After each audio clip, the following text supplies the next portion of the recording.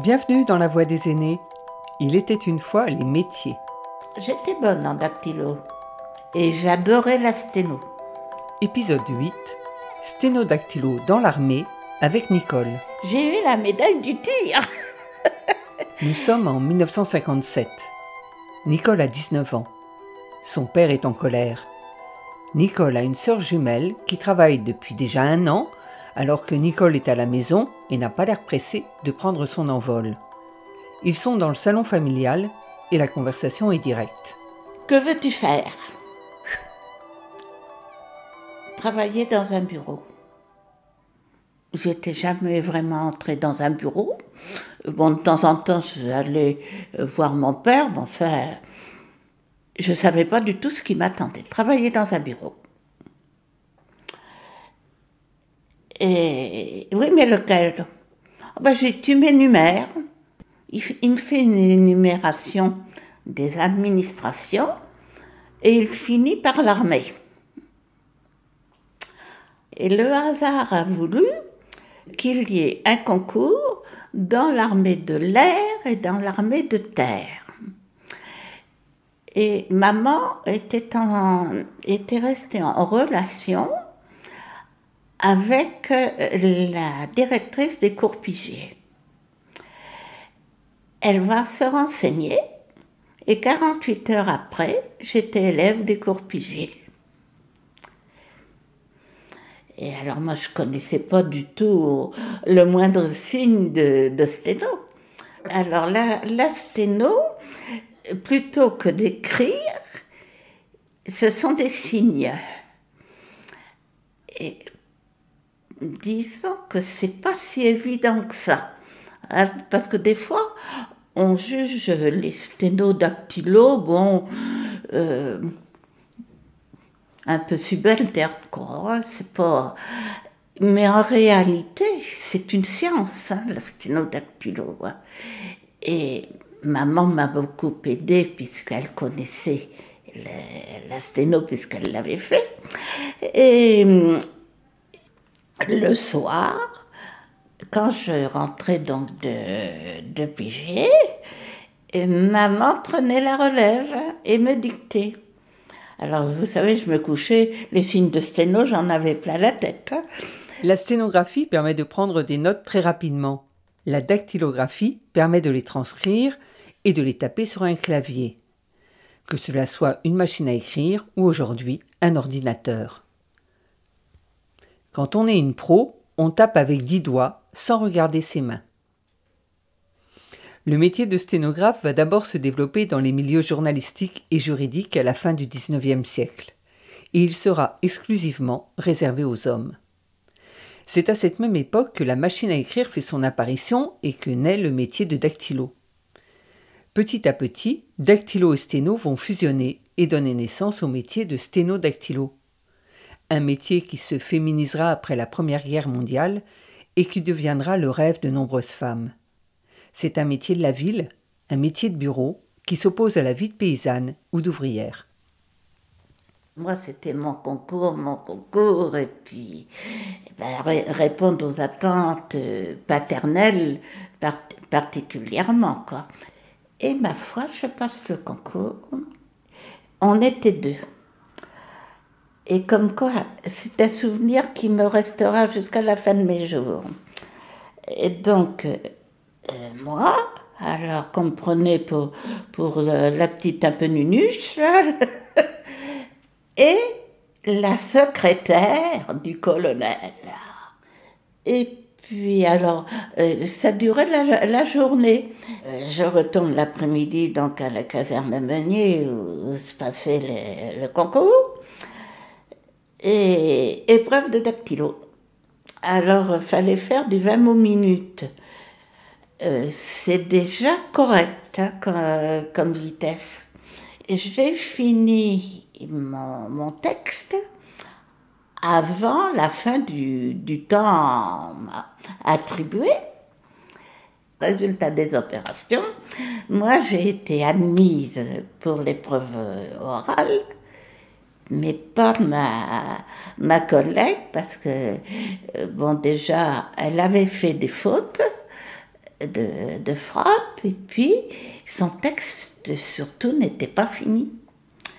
Et j'ai réussi mon concours. Et mon père est rentré déjeuner et il appelle maman. Je n'ai pas pensé au concours. Et là, au bout de quelques minutes, quoi, quand il a eu maman au courant que j'étais reçue, la porte de la salle à manger s'est ouverte et papa me dit « Eh bien ma fille, tu nous quittes ». Ah, ça m'a fait l'effet d'une bombe quand il m'a dit « Tu nous quittes ». Il y avait le stage de 6 mois, et là le contrat devenait définitif. Là, et le premier grade, c'était sergent. Ben, je pars au stage, alors maman m'avait prévenu, je ne t'accompagnerai pas au train. Et en réalité, elle est venue quand même. Elle était effondrée en disant « je ferme ma fille ». La jeune sténodactylo est l'image de la réussite féminine, de la Parisienne élégante. Et ce n'est pas parce que Nicole s'engage dans l'armée que cet aspect n'existe pas. D'ailleurs, depuis 1940, les créateurs de mode travaillent sur les uniformes civils et militaires. Et je suis rentrée dans l'armée, je ne savais pas ce qui m'attendait. J'avais même pas imaginé que j'allais être en uniforme, c'est vous dire. Et le premier grade, c'était sergent. J'ai donc commencé sergent, j'ai fini commandant. Alors je me suis engagée en 58, mais j'ai jamais regretté d'avoir signé. J'étais dans les 3 premières femmes, enfin militaires à Tours, j'entends, dans le service à Tours. Les premières ont été à Paris. Au début, j'étais en civil, on était en civil, tant que le contrat n'est pas définitif. Et après, alors la tenue,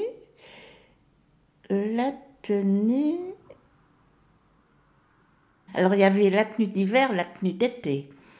La tenue d'hiver, ça a été bleu. Ça a été un peu bégeasse, là. Je ne l'aimais pas parce que c'était pas une belle couleur, en définitive. Et en plus, ça n'allait pas du tout avec mes yeux bleus. J'avais déclaré, moi. Mais en fait, je le portais quand même. J'avais fait un roulement de 3 uniformes.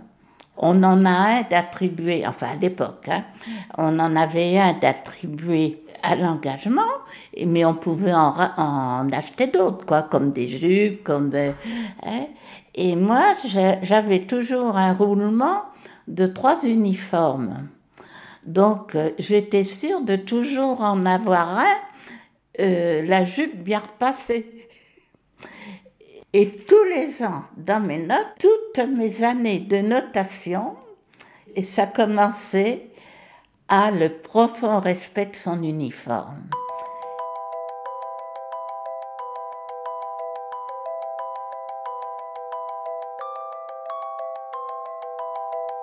À Angers, il y avait un bâtiment de 4 logements. Et quand je suis arrivée, il y en avait un de libre. Il n'y avait que moi en célibataire. Tous mes collègues avaient tous une épouse. Je logeais dans ce bâtiment. Et alors, les épouses, bien sûr, que m'entendaient descendre, parce que j'étais au premier étage, m'entendaient descendre.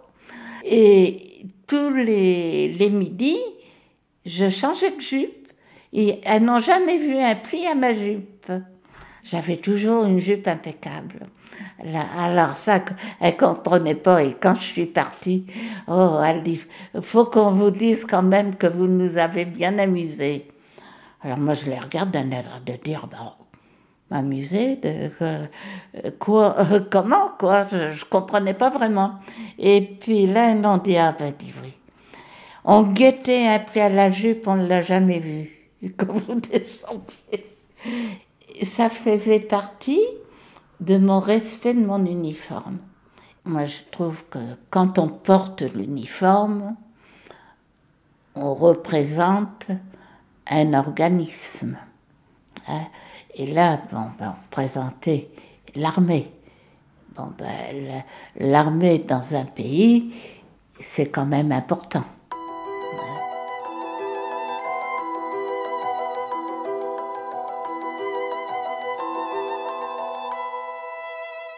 Aujourd'hui, les femmes représentent 14% de l'effectif militaire.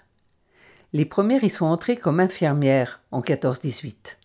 En 1940, à Londres, une unité de 100 jeunes femmes est créée au sein des forces françaises libres. Mais il faudra attendre la loi du 13 juillet 1972 pour voir appliquer le principe d'égalité entre les hommes et les femmes au sein des armées. Même si aujourd'hui le rôle des femmes dans l'armée est majoritairement traditionnel, puisqu'on les retrouve dans les services de santé, de ressources humaines, d'administration, ils et elles ont depuis cette date les mêmes droits et les mêmes devoirs. Et c'est ainsi que Nicole va apprendre à tirer. Il y avait des séances de tir. J'y suis allée, mais comme on dit, je tremblais dans le pantalon. J'étais tétanisée. Bon, on était alignés. Et à un moment, bon, ben, il donnait son commandement qui se terminait par feu. Tout le monde tirait, il n'y en avait qu'une qui avait encore son arme et sa balle, j'avais pas tiré. Alors à chaque fois, il me disait « Daïdan, quand vous voudrez ». Bon, j'ai conscience que pour défendre un pays, il faut les armes, hein, des fois, hein, et tirer, malheureusement. Mais moi, tirer...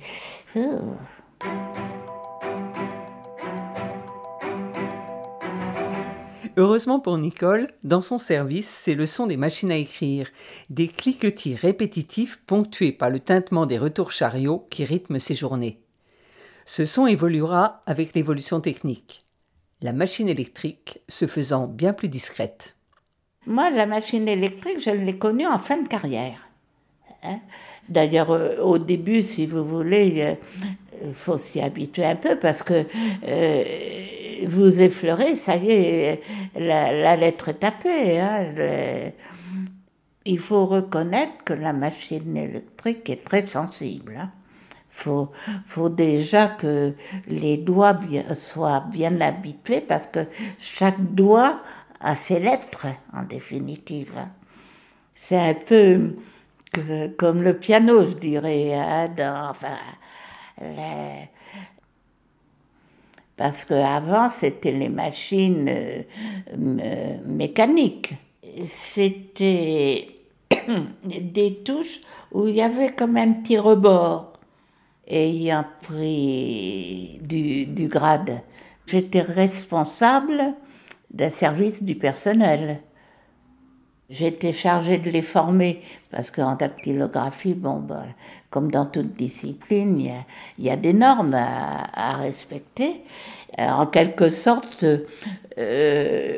j'étais un peu professeur de dactylo, hein, de sténo-dactylo. Chaque dactylo avait son carnet avec les petits feuillets pour pouvoir effacer. Il y avait une face où il y avait un produit. Ça mettait du blanc, hein, et puis on retapait dessus. C'était impeccable. Hein, ça avait été un grand progrès parce que ça évitait les gommages.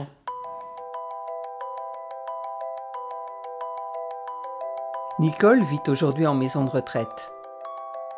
Au début, il n'y avait pas de photocopieuse. Moi, la photocopie, je l'ai connue tout à fait en fin de carrière. La Voix des aînés, une production signée Partage de Voix avec le soutien de la Fondation Corian pour le bien vieillir. Le papier carbone, alors il faut quand même faire attention, il faut le changer régulièrement. Réalisation, Sophie Pillot, Agnès Maton. Musique, David Gubitsch. Parce qu'autrement, le carbone s'en va, quoi. Retrouvez leurs voix, leurs souvenirs, leurs confidences sur le site de la Fondation Corian pour le bien vieillir et les plateformes de téléchargement.